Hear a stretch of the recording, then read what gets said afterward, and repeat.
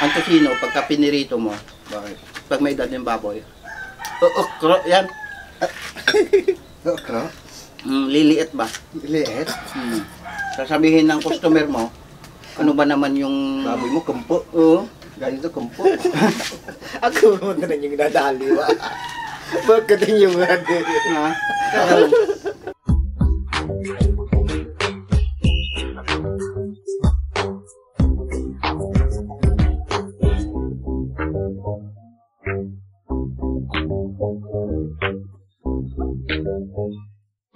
Basta Kapampangan, mga kapulutan, magagaling talaga sila magluto. Isa sa mga pinagmamalaking lutuing Kapampangan ay yung tocino.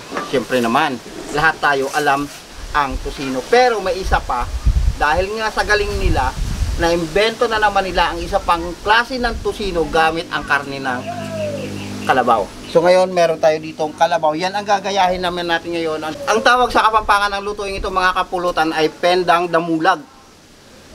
So alam niyo na, lahat ng mga Kapampangan alam na ito, bali manamis-namis siya na medyo may kaasiman. So try na natin itong mga kapulutan, pero bago yan, pasensya muna kayo sa buhok ko at pinapahaba ko kasi talaga yan, yung parang mahabang mahaba kasi bala ko ipa-braid. So start na tayo mga kapulutan. So ito na ang ating damulag, yan pinahiwa ko na at nahiwa na rin yan nung naghihiwa sa palengke. Maraming salamat sa Kalibo Public Market. Yan, napakalayo ng ating binibilhan. 50 kilometers away from home. So, start na tayo mga kapulutan. Una, maglalagay lang ako dito ng toyo. Konti pa lang. Magdagdag lang ako ng toyo.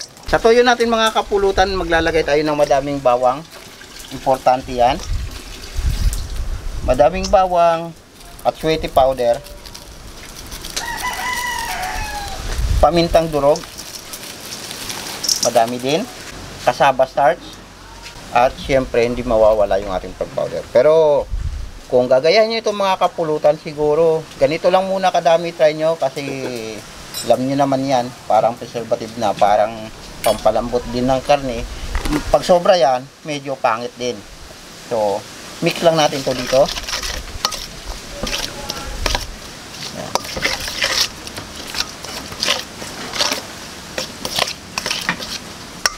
Namix na lang ganyan, lalagyan na natin yan ng asukal. May mga 1 cup siguro. Yan. Tapos halo uli hanggang sa matunaw yung asukal. Right? Alright.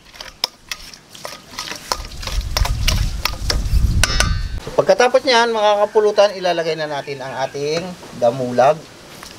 Tapos mamassage lang natin. So kung gusto niyo yung kulay pink, bahala po kayo. Parehas lang din naman lasa nun. Nga lang, mas appetizing tignan kung may kulay talaga. Pero dito kasi, itong ginagawa natin ay medyo pambahay lang. Yung commercial kasi na ano nito ay may kulay. Siyempre nga naman, para maano sa mata. Parang barbecue lang yan eh. Pag may kulay, medyo masarap talaga tignan. Mga 3 minuto lang natin itong imamassage mga kapulutan. Kung gusto nyo, gawin yung 5 minutes para masaya. Kung marami kayong oras. Tapos, ang gagawin natin dito, lalagay natin to sa isang container. Tapos, ipapasok natin sa fridge, hindi sa freezer. Yun lang sa taas. Depende kasi, sa amin kasi yung ref namin, nasa baba yung freezer. Kaya sabi ko sa taas. Baka may mga basher na naman na magsasabi, yung taas, freezer, hindi yan pwede. Eh, yung ref kasi namin, yung freezer nasa baba. Yung mga chiller nasa taas, baliktad kasi yung sa amin. Kaya ganun. Mas hygienic daw kasi yung freezer mo ay nasa baba. Kasi pag nagdi-defrost ka, hindi natutuluan yung mga gulay o mga tirang ulam mo sa baba.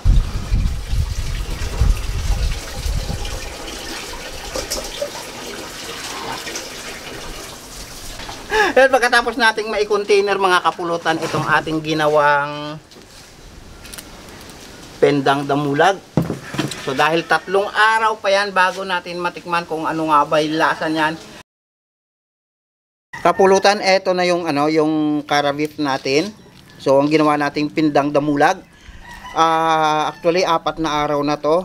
Sa 4 na araw, ganito na ang naging itsura niya. Parang namula siya. So, time to luto na natin. Parang style lang ganyan, patutuyuin lang natin. Magdadagdag lang tayo ng tubig dyan maya-maya. Kasi alam ko lalambot yan ng maganda eh.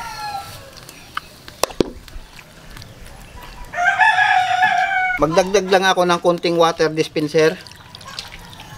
Ayan. Okay na yan.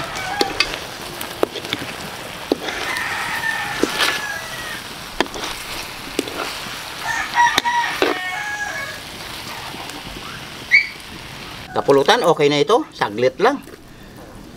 Ayan na, itsura nyo. Titignan natin yan mamaya kung malambot yan. Pero sigurado ako kasi ano to eh, 4 na araw. Sabi ko 3 araw lang, kaso lang inabutan tayo ng Sabado, Linggo, tapos Lunes na natin naluto to. Ano bang araw natin ginawa to? Huwebes yata.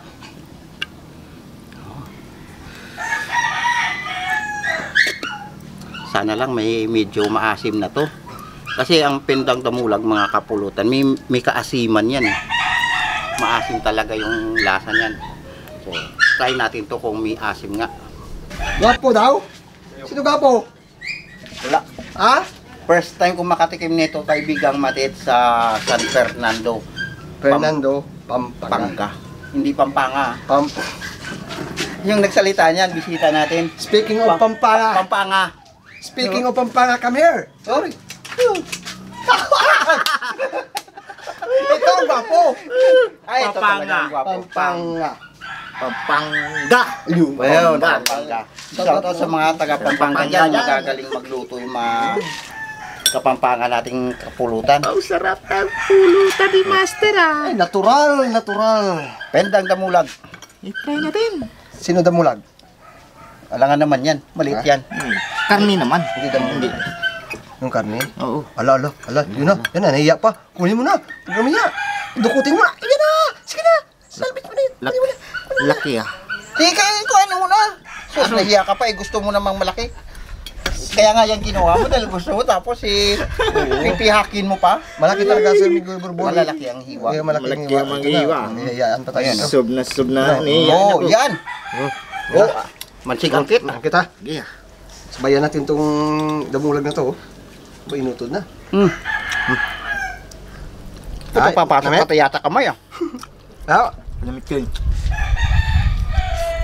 Humok pa. 4 na. kasi, May asim ba? Konti, no? tsaka yung lasa pang tusino. Sino nga na medyo maasim. Pwede pang negosyo. Ayos ah. Lasa, pwede pang negosyo to. Mm-hmm. Nakabalot niya siya, nakabalot na, oh. Naku, sulit to mga kabutan to eh. Mga kapulutan. Pwede pang business. Business. Oh. Ito, kung ano sinasabi nung isa. Gagayan, ang business, ang business.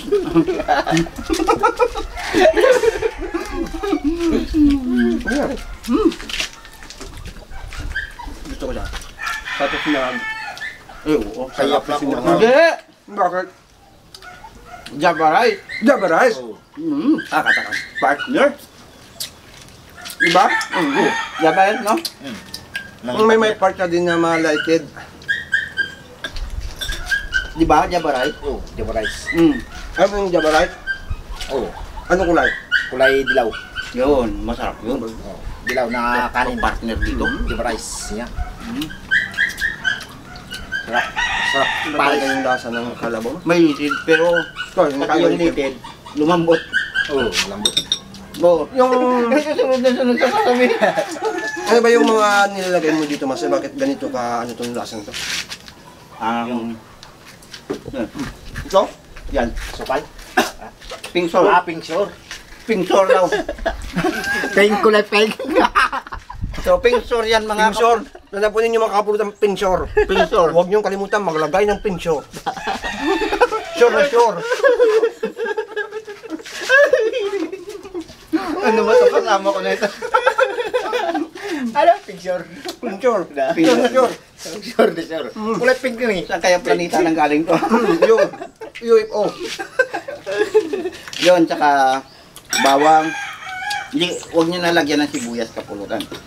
Bawang, Paminta, bro. paminta, Marami siyang paminta mas ano? asukal. Maraming paminta. Ito normal to mga kapulutan, siguro sa nagtataka diyan, yung kulay niya kasi hindi kami naglagay ng pampakulay kasi kami din kasi ang kakain. Yung mga pang-commercial kasi yung nakikita ko. Parang kulay pink, no? So yun, kung gusto niyo ganun, bili lang kayo ng food color na color pink para naman pag binenta niyo yan, medyo appetizing naman tignan. Pero ito kasi mukha siyang tapa, yung natural lang, wala siyang food color. Iba talaga yung lasa ng karne ng cow. Ang lambot, oh. Nami tagli, no? Carabo. Ha? Nami tagli ng mantang karbong niya. Grabe. Ng karne. No?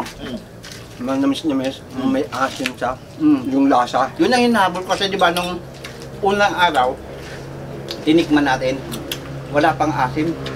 Habang patagal ng patagal pala, parang umaasim. May aftershock. Ay, aftershock pala. Warsyak. Wala. Aftertaste! Aftertaste. Yung kasing hinahanap kong may gumatit sana, yung parang authentic na pagkagawa, yung kagaya sa Pampanga talaga. Pag pumasok ka kasi doon sa palengke ng San Fernando, madami yung nagtitinda, nasa palanggana lang. Kahit yung mga balat. Sa planggana lang. Bili ka lang per kilo. Hindi yan nakapak. Pero marinate na yan. Oo, timplado na. Tapos ang kulay, siyempre ayun na. May pampakulay talaga. Hindi ka na mag-negosyo nito. Ha? Sulit na to. Kasi lalaki. Pwede mo naman gawin sa manok yan sa baboy. Sa manok, sa baboy. Pero dapat iba pag, ito. pag baboy ang ginamit mo, siguraduhin mo lang yung baboy bata. Oo. Kasi, Kaya natin. Bata. ganito kalaki. Maboy. Itong laki, maboy. Ganyan lang kalaki. Ako naman yung hinahala. Pag may edad kasi ang baboy mga kapulutan, kaya ako nasabi yun, pagka may edad na kasi yun. Ang tosino, pagka pinirito mo, Bakit? pag may edad yung baboy, yan, Okra? liliit ba? Liit. Sasabihin ng customer mo, ano ba naman yung Baboy mo, kumpo. Oo. Ganito, kumpo. Ako naman ka na yung nadali, wa. Bakit yung nadali? Ha? Pero, wag lang sa ganito. Akala mo bata, Oo. pero yung pala matanda na. Yan, sabi nga yung baboy, kailan. Kalala. Dapat, siguraduhin nyo, walang, Walang litid. Palalitan. Palagi sa makunat. may isa shoutout lang ako kaibigan mo. Sino pa shoutout Oh, sa'yo? sige. Oy, shoutout! Shoutout muna kay kay Andrew. Andreu. Ganyan pangalan ba? Andreu. Andrew ng Pampanga. Andreu ng Pampanga. Shout out po. Shout out po. Andreu ng Pampanga. Shoutout. ICC tuloy. Yung director natin, umuyag-uyag yung bagay. Sisi. Sisi. Ano siya kay Sisi? Oo Sisi nga pala. ng Hindi, kay Sisi? Shout out sa Sisi. Minduro o Sisi. Shout out kasama. Sa mga taga Minduro o Sisi dyan, ha? Sa mga kaibigan naman ni Migo Andong yan. Ano? Sisi? Oo. Siyempre sa mga taga Taga. Elo. Ganda pag-pronounce. Elo. Saka ba pag pumunta ka ng Elo. Yan. pagkasama ng luto mo, master. Oo, kain pa tayo. Hindi tayo kumakain eh. Manamis na mes. Asin sa Oh, huli. siyempre, tosino yan eh. Gusto ko yung lasa. Ito yung maganda sa sinangag. Sadya ba rice? Napakalambot. Ito yung sabi siguro ni Master na litid, madamo. Yan. Yan. Pero matigas. Malambot. Kainin mo nga, may postiso ka. May kusitso ko. Lunukin ko lang. Yan ang technique yan. Pagka hindi mo napatunayan sa mga viewers natin na malambot, lunukin mo na. Tulunok na. At saka, Master, maganda pa yung marinate sa matagal, no? Oo. Yun yung lasa, kumakapit talaga lahat-lahat doon. Normal kasi sa tosino yata, mga 2 araw, 3 araw lang minamarinate. Sa'yo, ilang araw? 4. Apat na araw? Kaya pa sulit yung lasa. Oo, tas, magsa-shoutout lang kami. Kaya natagalan kayo naming maluto ito mga kapulutan. Kasi nagpunta pa kami ni Matit sa Libakaw, Aklan. Aklan. Bumili kami doon ng sinduko. Alam mo, sinduko nila, grabe. 5,000, no? Oo. Ang At gagaling. saka, swerte natin kasi history yun. Isa sa pinakasikat na gumagawa ng mga espada, itak, yung may design talaga, yung hindi basta-basta yung mga Kaya, kahoy na ginagamit. Shout out from Libakaw kay Sir. Hindi ko maalala si Sir. Pero ang galing gumawa. Oo, ang galing. Pulido. At na-feature na sa TV pala. Kay Drew. Sa biyahe ni Drew. Na actually. ano na pala. Ang galing. Kaso wala tayong video no na ano natin si Sir no. Oh, siyempre. Hindi naman natin alam. Baka, na doon tayo hindi naman tayo nagpaalam eh. Mamaya, Siyempre, oo. bawal gayahin pa ng Oo. ibang gumagawa din yung mga gawa niya. At saka ito, madam, yung ano ni Master, tama naman yung pagka-peng-peng nyo. Ayan, no? Ayan. Solid. Solid. Ang solid. Ubus na pala sa'yo. O yan, tapos control lang kayo sa pink salt mga kapulutan na.